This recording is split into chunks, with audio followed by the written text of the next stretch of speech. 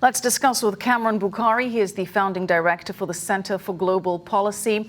Kamran, good to have you with us on the show. Do you agree with President Trump's assessment that so far the ceasefire is going well?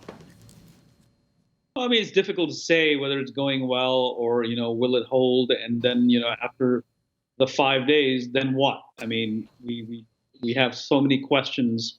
I don't see how this ceasefire will last unless the Kurds have decided that they will move away from the Turkish border. So what do you expect to happen after the 5-day ceasefire ends? If the Kurds haven't left?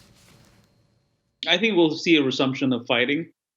And again, it's not clear what will actually take place in the interim before the 5 days are up. Is that enough time for the Kurds to pull away? 5 days isn't a whole lot of time, given that the deployment of the forces of the PYD, the Kurdish political party and its armed wing. So it remains to be seen. I mean, I think the logic, as I understand it, is to say, okay, give them 5 days and they'll pull away from your border. Will that happen? We just have to wait and see. And again, pull away to where? Where exactly are they expected to go to, and what are they expected to do once they get there in terms of being resettled? I don't think it's a resettlement. I think that it's pulling away from the border so that the Turks get what they want. I think again, we don't have many details. Yeah. But if one was to speculate, then it seems like what the Vice President, Mike Pence, and Secretary of State, Michael Pompeo, have done is basically said, look, to the Turks, that, look, you want them away from your border. How about if we give them an opportunity to do that, and then, you can continue to do your operations once they're not there, so that there's not a physical clash as the Turkish forces move in to establish that buffer zone or safe zone, whatever they're calling it. And at the same time, the Kurds can also, so it's kind of like trying to get a win-win situation for both sides. And what do you expect Erdogan to do once he's established that buffer zone? What's the end game here? I don't think there is an end game. I think that right now the immediate goal is to establish that buffer zone. But I don't think that we're going to see the last of fighting between the Kurds and the Turks. It's not about some covert agreements and discussions on how exactly to carve up Syria? You don't think that Erdogan has any potential stake in that? I think he does, but I think that that's a long ways away.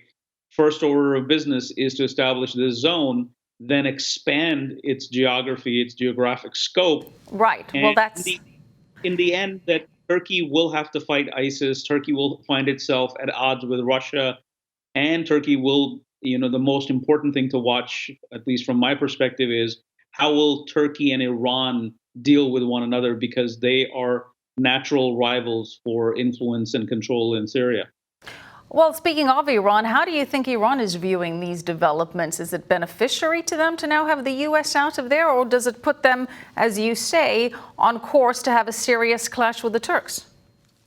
Well, I mean, if you look at the American presence, it was no more than, 2,000 troops, and 2,000 troops were not engaged in massive combat operations. I mean, they were providing support to the Kurds, and the Kurds were not fighting the Iranians either. But now, with Turkey pushing in, it changes the dynamic. There's going to be a much larger Turkish force as time goes by, and the Iranians know that this is the Turkish opportunity to actually come into Syria, which thus far has been under Iranian influence. And of course, the big question, Kamran, is what happens to these ISIS fighters? The president says European countries are going to take back the prisoners. What do you make of that? I think from the U.S. point of view, the Trump administration is basically saying, Turkey, this is your problem and you will have to deal with it. That was the agreement. We pulled out, we allowed, or at least we basically said, go ahead and establish the safe zone. And in exchange, you're going to have to shoulder the responsibility of dealing with ISIS. Now, whether that is, dealing with the detainees or fighting ISIS if it resurges down the road. All right, Kamran, thank you so much for analysis. Kamran Bokhari.